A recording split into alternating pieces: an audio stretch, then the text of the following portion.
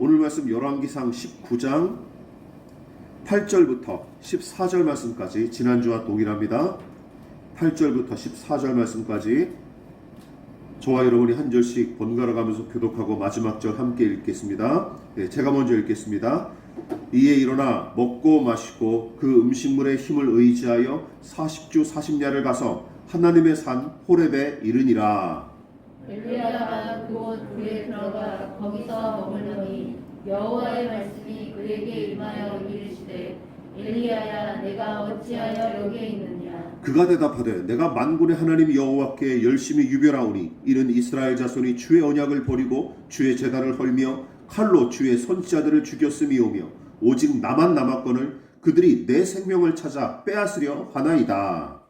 여호와께서 이르시되 너는 나가서 여호와 앞에서 산에 서라 하시더니 여호와께서 지나가시는데 여호와 앞에 크고 강한 바람이 산을 가르고 바위를 부수나 바람 가운데에 여호와께서 계시지 아니하며 바람 후에 지진이 있으나 지진 가운데에도 여호와께서 계시지 아니하며 또 지진 후에 불이 있으나 불 가운데도 여호와께서 계시지 아니하더니 불 후에 세미한 소리가 있는지라. 엘리야가 듣고 겉옷으로 얼굴을 가리고 나가 굴 어귀에 섬에 소리가 그에게 임하여 이르시되 엘리야야 내가 어찌하여 여기 있느냐. 다 같이 그가 대답하되 내가 만군의 하나님 여호와께 열심히 유별하오니 이는 이스라엘 자손이 주의 언약을 버리고 주의 제단을 헐며 칼로 주의 선지자들을 죽였음이오며 오직 나만 남았거늘 그들이 내 생명을 찾아 빼앗으려 하나이다. 아멘. 우리 말씀의 제목을 다 같이 읽어보겠습니다. 자, 시작. 불 후에 세미한 소리가 있는지라. 불 후에 세미한 소리가 있는지라 라는 제목으로 하나님 말씀 전하도록 하겠습니다. 오늘도 중요한 내용이 여러 가지 있으니 집중해서 잘 들어보시기를 부탁드리겠습니다. 하나님은 엘리야의 상한 마음과 지친 몸을 회복하는 정도로 만족하지 않으셨습니다. 하나님의 천사는 침체에 빠진 엘리야를 하나님의 산으로 일컫는 호렙산으로 인도했는데 그것은 엘리야를 부르시고 세우신 분이 하나님이심을 다시금 확인하고 확신하게끔, 그리고 이스라엘 민족이 율법의 말씀을 부여받은 이곳에서 더 깊은 하나님의 뜻을 헤아리기를 원하셨기 때문이죠. 그런데 하나님과 엘리야 사이에 오고 간 대화의 내용이 조금 이상하다라고 지난주에 지적했습니다. 하나님은 엘리야에게 내가 어찌하여 여기 있느냐라고 물어보셨는데 정작 그를 여기까지 이끄신 장본인이 하나님 아니십니까? 그러나 엘리야의 대답을 고려하면 충분히 납득이 가는 질문이었습니다. 그가 하나님 앞에 항변하듯이 뭐라고 얘기했어요? 나만 홀로 남았거늘 하는 대답이 괴상망측합니다. 왜냐하면 이미 18장에서 하나님을 경외하는 국내 대신 오바댜를 만났고 그를 통해 숨어있는 100명의 선지자에 관해 전해 들었기 때문이었죠. 따라서 그가 오직 나만 남았거늘 하고 2번씩이나 강조해서 말한 이유는 자신의 믿음과 의로움을 하나님 앞에 은연중에 과시함과 동시에 오바댜를 비롯한 남은 선지자들의 믿음을 깎아내리려는 의도로 내뱉은 말이 틀림없어요. 여러분, 하나님의 종으로서 그분의 뜻에 겸손히 순종하고 그 안에서 만족했을 때는 하나님을 모르는 이방 여인일지라도 긍휼히 여겨서 은혜의 풍성함을 전했고 내 몸처럼 그 가족을 여겨서 기도로 섬겼던 17장의 엘리야는 하나님의 명령과 그 뜻에 만족하지 못한 채 배교한 백성과 우상 숭배자들을 힘으로 제압하기 위해 영적 대결을 벌였던 18장과 바로 19장의 엘리야와는 사뭇 너무나 달랐습니다. 본문의 엘리야는 여러분 위험천만한 상황에서도 신앙을 지키기 위해 나름대로 고군분투했던 오바댜와 100명의 선지자들의 믿음을 얕잡아 본 것이죠. 그리고 오로지 저 혼자 고고한 채 하면서 하나님께 으름장을 놓던 것입니다. 왜 나만 남았습니까? 왜 하나님이 일하지 않으십니까? 라고 여쭌 것이죠. 그 맥락에서 하나님은 엘리야에게 내가 어찌하여 여기 있느냐라고 물으셨던 것입니다. 즉 그의 중심이 어긋나 있을 뿐만 아니라 변질한 상태임을 지적하신 말씀이죠. 지친 몸과 상한 마음을 회복하기 시작한 엘리야. 그러나 하나님은 거기서 더 나아가 이제부터 본격적으로 그의 삐뚤어진 생각과 어긋난 신앙관에 손을 대기 시작하신 것입니다. 그건 우리도 고스란히 겪는 과정이에요. 여러분들이 믿음의 길을 걷고 있다면 다 이 과정을 겪고 있는 것입니다. 그래서 호렙산까지 그를 이끄셨고 일부러 당신 앞에 홀로 그를 세우십니다. 여러분 기억하십시오. 지난주에 제가 말씀드렸듯이 우리에게 필요한 것은 갈멜산에 임한 불과 승리가 아닙니다. 호렙산에 홀로 서서 하나님을 마주하는 시간이 훨씬 더 필요해요. 우리가 먼저 오르고 추구할 곳은 갈멜산이 아니라 호렙산입니다. 믿으십니까? 이 사실을 기억하십시오. 그리고 열왕기상 17장부터 19장의 이 엘리야 이야기의 가장 최고봉이 바로 이 부분이에요. 우리가 지금 어디에 서야 되는가라고 계속 하나님 앞에 하나님께서 우리를 재촉하시는 것이죠. 영광의 변화산부터 오를 생각하지 마십시다. 십자가가 서 있는 갈보리 언덕이 먼저입니다. 믿으십니까? 똑같죠. 성경의 원리는 틀림이 없습니다. 어쨌든 하나님과 엘리야 사이의 대화는 계속 이어지고 그곳에서 신비한 일들이 연달아 일어났는데 어떤 일이 일어납니까? 바로 바람과 지진과 불과 세미한 소리를 통해 하나님이 당신의 뜻을 완연하게 나타내시고 마침내 엘리야는 사명을 회복하는 이야기로 종결이 되죠. 자, 그러면 어떻게 회복이 이루어집니까? 자, 이렇게 이루어지죠. 우리 빨간 글씨 읽어볼까요? 시작. 바람과 지진과 불 그리고 세미한 소리. 하나님은 엘리야에게 내가 어찌하여 여기 있느냐 하고 물으셨지만 엘리야는 그 물음에 대해 고분고분 대답하기는커녕 그동안 쌓인 불만과 불평을 쏟아놓을 따름이었죠. 이쯤이면 도둑이 도리어 매를 드는 격입니다. 그런데도 하나님은 그의 어긋난 생각과 불선한 태도를 당장 정죄하거나 심판하지 않으시고 당신께서 뜻하시고 의도하신 바가 무엇인지 그가 스스로 깨닫게끔 이끄시는데 더 깊이 당신의 뜻을 헤아리도록 이끄시기 위해 동원된 것이 뭐예요? 바로 바위를 부수는 바람과 지축을 흔드는 지진과 활활 타는 불 그리고 강력한 이런 자연현상 뒤에 들려온 세미한 소리였습니다. 11절과 12절을 제가 한번 읽어보겠습니다. 다시 한번 눈으로 보십시오. 여호와께서 이르시되 너는 나가서 여호와 앞에서 산에 서라 하시더니 여호와께서 지나가시는데 여호와 앞에 크고 강한 바람이 산을 가르고 바위를 부수나 바람 가운데 여호와께서 계시지 아니하며 바람 후에 지진이 있으나 지진 가운데서도 여호와께서 계시지 아니하며 또 지진 후에 불이 있으나 불 가운데도 여호와께서 계시지 아니하더니 마지막 같이 읽어볼까요? 시작. 불 후에 세미한 소리가 있는지라. 하나님은 호렙산에 오른 엘리야에게 너는 내 앞에 서 있어라 하고 말씀하신 뒤 크고 강한 바람이 산과 바위 덩어리를 부수는 퍼포먼스를 벌이셨고 그 다음에는 엘리야가 서 있는 땅에 지진이 나게 하셨으며 지진이 난 뒤에는 곧장 그 일대에 불을 지르시죠. 산과 바위를 부수는 강한 바람, 지진, 이 불, 여러분 세 가지의 공통점은 무엇입니까? 이것이죠. 언급한 모든 것은 사람이 마음대로 통제할 수 없는 것들이고 그리고 만물을 부수고 흔들며 태우는 등의 이 강한 힘을 상징하는 대표적인 자연현상이에요. 이거는 사람이 어찌할 도리가 없죠. 요즘 아무리 과학기술이 뛰어나다 할지라도 지진, 쓰나미 그거 다 온전히 피해갈 수 있습니까? 아직도 그냥 고스란히 직격탄을 맞고 있죠. 자연재해로 말미암아.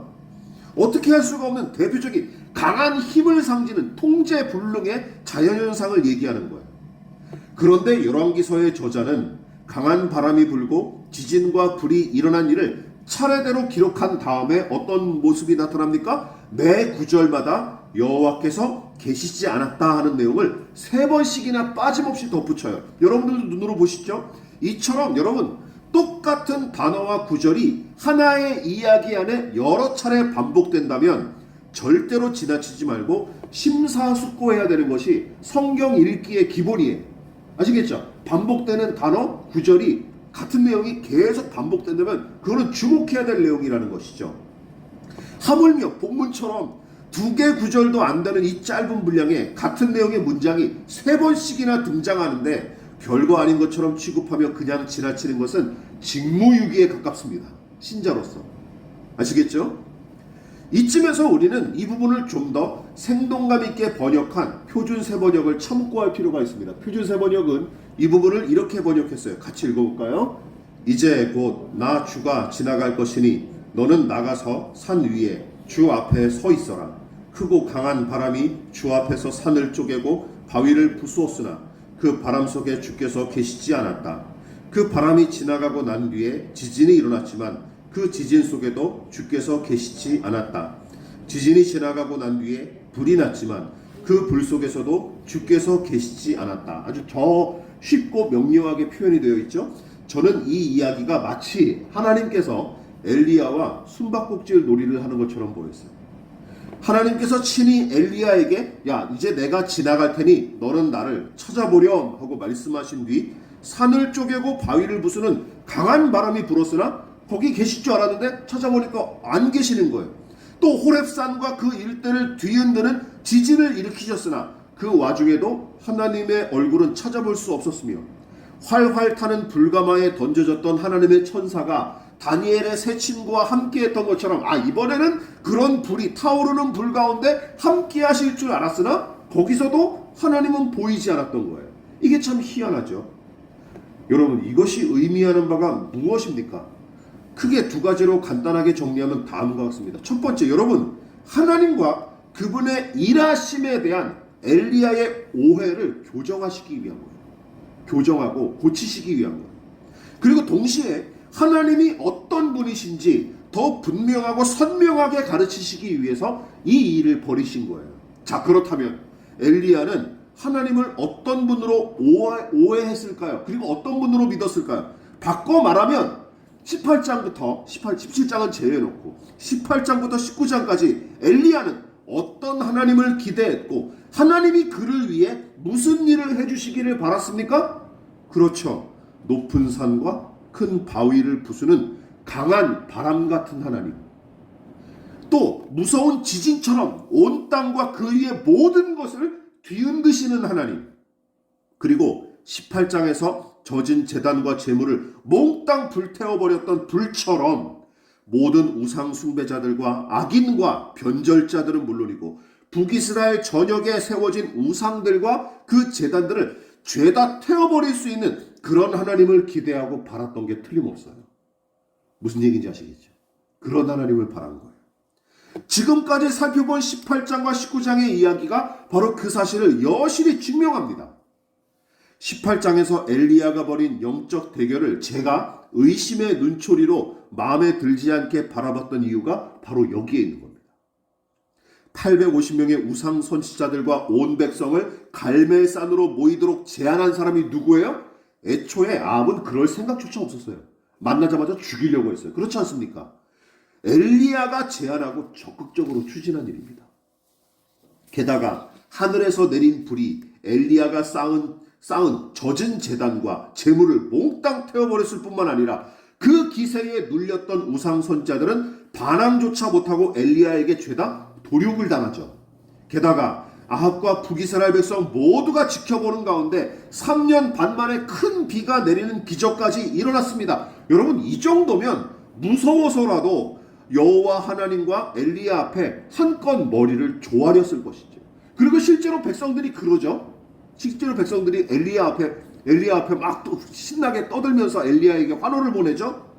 그러니까 엘리야는 이렇게 생각했던 거예요. 뭐라고? 하나님이 강한 바람과 어마어마한 지진과 무서운 불처럼 일하시면 아합과 이세벨은 기어이 굴복하고 이 백성은 돌이킬 것이며 큰 권능의 하나님이 마침내 이들 위에 이 나라 위에 군림하실 것이다 라고 계산했던 겁니다. 이걸 확신했던 거에 틀림없습니다. 여러분 이 부분을 생각해 보시면 너무 섬찟하지 않으십니까? 왜냐하면 오늘날 무수한 기독교회가 엘리야와 같은 생각을 고스란히 물려받고 있을 뿐만 아니라 이런 식의 사고방식이 성경의 가르침과 복음의 메시지인 것처럼 여기는 신자들이 주위에 허다하기 때문입니다. 이렇게 생각하는 걸 복음이라고 알고 있고 그리고 성경이 이렇게 가르친다고 얘기하고 있어요. 착각하고 있는 것이죠. 일부의 문제가 아닙니다. 일부의 문제가 아니에요. 신자들의 전반적인 신앙관이 이러합니다. 그리고 그걸 누가 가르쳤습니까? 목사들이 가르친 것이죠. 대부분의 목사들이 이런 식으로 복음을 가르쳐요. 여러분, 많은 사역자와 신자가 더 많은 교인을 모으고 더 큰 예배당을 건축하기 위해 안다라는 이유가 무엇인지 생각해 보십시오.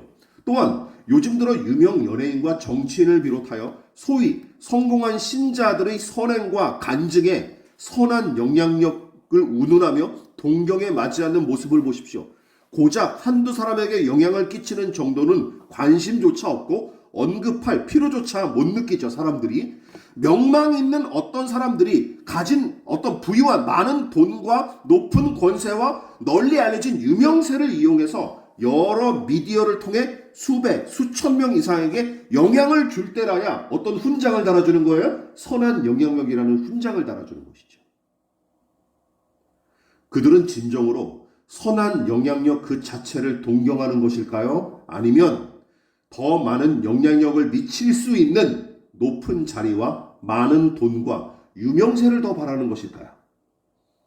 무엇을 더 사람들이 바라는 것일까요? 솔직히 후자를 보고 신앙하는 사람들이 훨씬 큰 비율을 차지합니다. 그 속내를 뜯어보면, 그 포장지를 뜯어보면 솔직히 후자 쪽이 더 강하죠. 선한 영향력은 그냥 명분에 불과한 것입니다. 그러니까 하나님은 크고 강하고 높은 분이시지만 세상과 사람들은 그 사실을 알지 못하고 부정하는 까닭에 그 크기와 강함과 높음이 우리 믿는 자들의 성공과 승리와 형통을 통해 드러나고 증명되어야 마땅하다고 생각하는 것이죠. 대부분 이런 식으로 신앙을 하는 거예요. 그러니까. 엄청난 규모의 영적 대결을 엘리야가 제안한 이유도 마찬가지입니다. 하나님이 그냥 가만히 계시니까 내가 알려야 돼. 하나님의 크고 위대하신 그 무서우심을 내가 알려야 되겠다라고 생각한 것이죠. 여러분, 근데 문제는 무엇입니까? 이 발상 자체가 참 우스꽝스러운 거예요. 이런 사람들은 본문의 18장과 19장의 엘리야 같은 사람들은 하나님을 누구 앞에 나서지도 못한 채 쭈뼛거리는 어린애처럼 취급하는 거예요. 그리고 그분의 권위와 영광이 우리의 행동과 사는 모양에 의해 좌지우지 될 것처럼 여기는 것입니다. 여러분, 신성모독이 이런 겁니다. 아시겠습니까? 하나님을 도와드려야 된다는 것, 이것 자체가 하나님이 가만 계시니까 내가 나타내 드려야지, 이런 것 자체가 신성모독이에요. 하나님 스스로 일하시는 분이십니다. 믿으십니까? 이거를 전제해 놓지 않으면 우리 신앙은 엇나갈 수밖에 없어요. 게다가 이런 발상을 하는 사람들이 대개는 하나님을 위한답시고 이런저런 일을 벌리지만 정작은 하나님의 이름을 빙자하여 제 이익을 도모하기 위해 크고 강하고 높은 것을 추구하기 일쑤죠.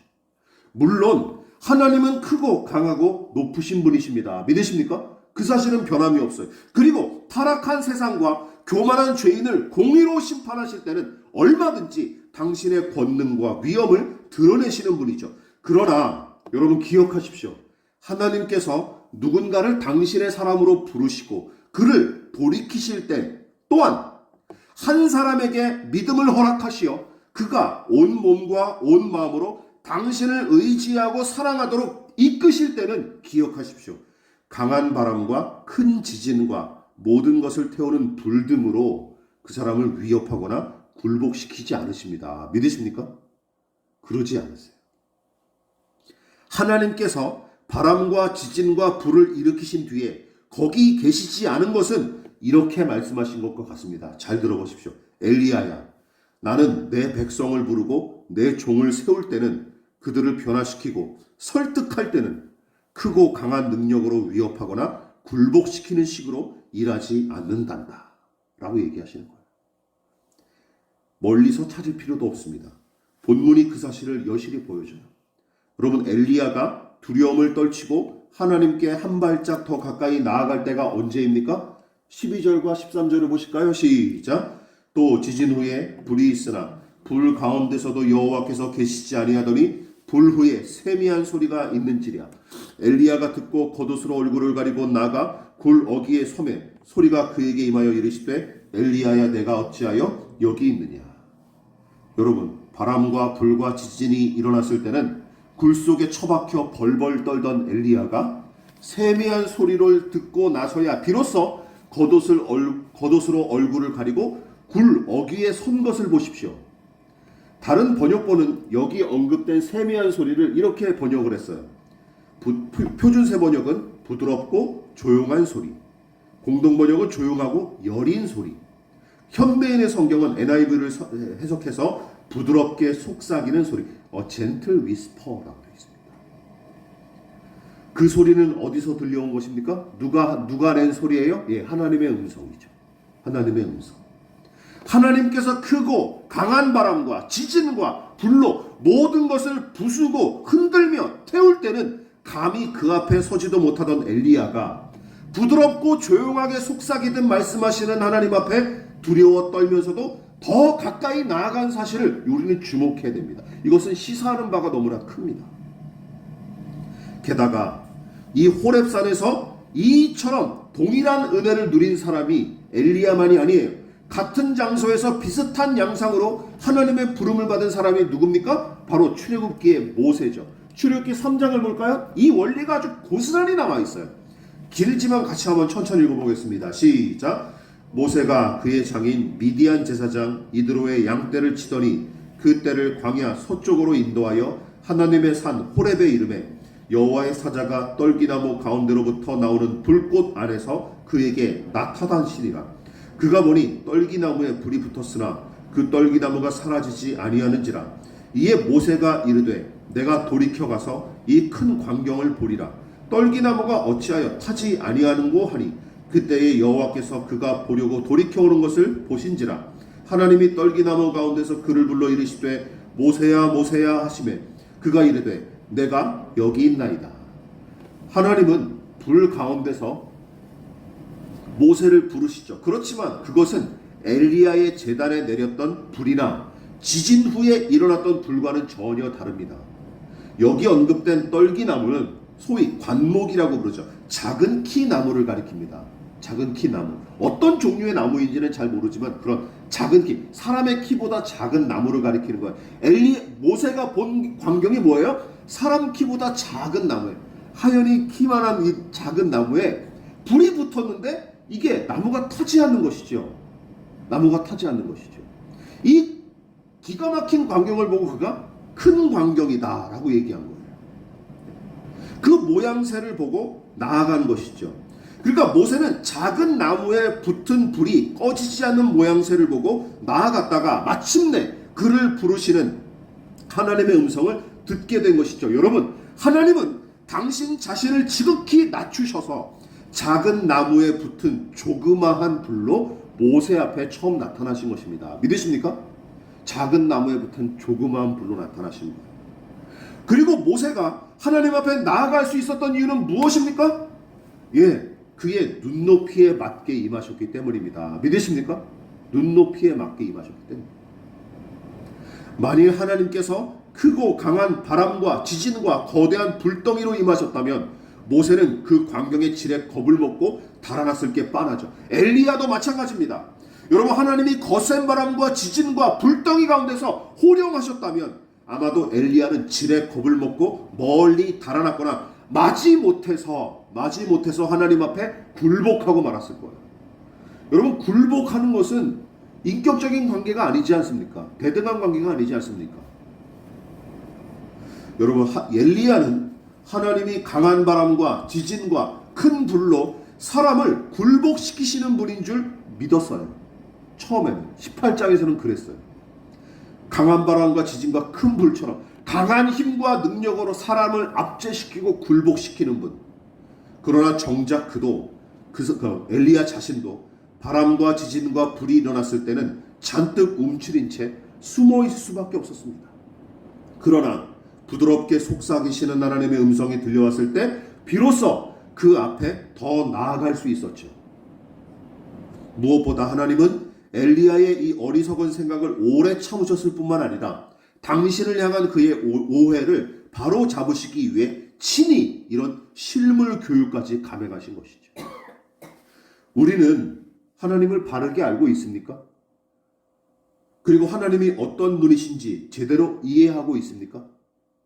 갈멜산의 기적과 권능은 사람을 굴복시킬 수 있을지언정 한 사람의 중심을 변화시키고 그의 마음을 얻는 일은 그런 식으로 이루어지지 않습니다. 믿으십니까?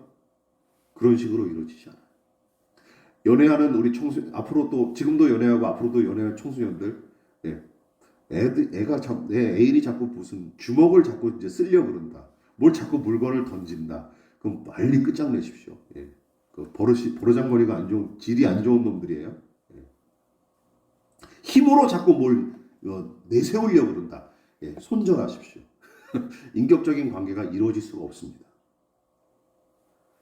여러분, 무엇보다 오늘날 기독교회와 교인들은 하나님과 그분의 일하심이 어떠한지 알고는 있을까요? 저는 굉장히 회의적입니다. 주위를 둘러보십시오. 전도와 선교와 부흥을 빙자한 교인 숫자 늘리기, 선교 후원과 이웃 구제와 교회 운영 등을 빌미로 헌금을 강제하고 강요하며 교회 재정 확보에 더 혈안인 작태들, 성전을 건축한답시고 구태의연하게 무리하게 감행하는 예배당 건축과 교회의 부동산 투기. 전국에 이렇게 교회가 집어먹은 땅들이 얼마나 많은지 몰라요. 옛날엔 그 무슨 지경을 넓힌다 그런 명분으로 막 그렇게 했죠. 명백한 투기입니다. 제가 부동산학과 아닙니까? 기독교의 세력화와 정치화, 권력화를 전폭적으로 추구하고 지지하는 교회, 이런 교회들이 허다하기 때문이죠. 그렇지 않습니까? 그 사실이 바로 이것을 엘리야의 이 신앙관이 고스란히 18장까지의 엘리야의 신앙관이 오늘날 교회에 고스란히 이어져 있다는 사실이 바로 그 모습을 통해서 고스란히 증명되는 거예요. 오늘날 교회와 신자가 하나님께서 떨기나무의 작은 불꽃과 세미한 소리처럼 임하시고 일하신다는 성경의 가르침을 믿고 있을까요? 아니면 외면하는 게 틀림없죠. 믿고 있지 않거나 외면하는 게 틀림없습니다. 오죽하면 만날 기도하는 내용이 되게 더 많이, 더 세게, 더 크게, 더 높게가 아니겠습니까? 지금 이 시기는 교회력으로 주님의 오심을 기다리는 절기인 대림절 기간에 해당하고 2주 뒤에는 죄인의 구주로 오신 아기 예수님의 탄생을 기념하는 성탄절입니다. 그날 예수님이 어떤 모양으로 우리에게 오셨는지 생각해 보십시오. 성경은 일관적이게 계속 이렇게 얘기하는 거예요. 어떤 모양으로 우리에게 오셨습니까? 작은 동네 베들레헴에서 평범한 요셉과 마리아를 통해 한 여인의 몸에서 지극히 작고 연약한 아기로, 그리고 포대기에 쌓여 짐승의 구유에 누운 모습으로 우리에게 오셨으며, 성부 하나님은 죄인의 구원과 회복을 위해 떨기나무의 불꽃과 세미한 소리처럼 당신의 아들을 지극히 작고 약한 모습으로 우리에게 보내주십니다. 믿으십니까? 일관되죠? 일관되죠. 이것이 하나님의 방법이라는 거예요. 예수님만이 아닙니다. 사도 바울은 갈라디아서 4장 13절에 뭐라고 고백합니까? 내가 육체의 약함으로 말미암아 너희에게 복음을 전했다 라고 고백합니다. 내 지식과 내 어떤 이력, 배경을 가지고 이렇게 얘기하지 않았어요. 내가 오히려 약한 사람이기 때문에 너희에게 복음을 전할 수 있게 됐다 라고 고백하는 것이죠. 그리고 아예 신자가 평생 품어야 할 마음과 태도에 관해 다음과 같이 못 박아버렸습니다. 마지막으로 읽어보겠습니다. 시작. 너희 안에 이 마음을 품으라. 곧 그리스도 예수의 마음이니 그는 근본 하나님의 본체시나 하나님과 동등됨을 취할 것으로 여기지 아니하시고 오히려 자기를 비워 종의 형체를 가지사 사람들과 같이 되셨고 사람의 모양으로 나타나사 자기를 낮추시고 죽기까지 복종하셨으니 곧 십자가의 죽으심이라. 아멘이십니까? 이것이 바로 우리 기독교 신앙의 요체입니다. 사람의 마음을 얻고 싶으십니까? 폭력으로는 될 수가 없습니다. 내가 더 위에 올라가서 내려다보는 식으로는 전도가 되지 않습니다. 복음의 핵심과 정수는 오직 십자가임을 명심하십시오. 그러니까 십자가의 이 방법 이외에 사람을 살리고 고치며 구원하는 다른 방법은 없습니다. 믿으십니까? 십자가의 방법 위에 다른 방법은 없어요. 기억하십시오. 기독교 신앙은 헨리 나우인 신부의 지적처럼 상향성이 아니라 하향성을 추구해야 되는 것이죠. 우리는 더 낮은 곳을 추구해야 되는 사람입니다. 믿으십니까? 더 낮은 곳. 작고 약한 아기의 몸으로 오신 예수님, 종국에는 극악무도한 죄인처럼 가장 낮고 천한 십자가에 못 박혀 돌아가신 예수님, 그분을 구주와 하나님으로서 의지하고 사랑하는 믿음이 있다면 그 사람은 자연스럽게 예수께서 걸어가신 그 길을, 그 낮은 길을, 좁은 길을 따라가게 될 것입니다. 그러므로 내 능력이 미치지 못할 기이하고 큰 일을 바라며 기도하고 또 그것으로 세상을 굴복시키자, 사람들을 위해 군림하자, 과시하자, 그런 생각 하지 마십시오. 그건 기독교인이 가져야 될 생각이 아닙니다. 오히려 하나님은 작고 적고 약하고 낮은 까닭에 얕잡아 보던 것을 통해 일하시고 함께 하셨습니다. 그리고 그것을 통해 더더욱 영광 받으시고 당신의 어떠하심을 충만히 드러내셨던 분임을 우리는 기억해야 될 줄 믿습니다. 믿으십니까? 믿음의 눈을 열어 저와 여러분이 그 은혜를 발견하고 누릴 수 있기를 진심으로 축원을 드리겠습니다. 기도하겠습니다.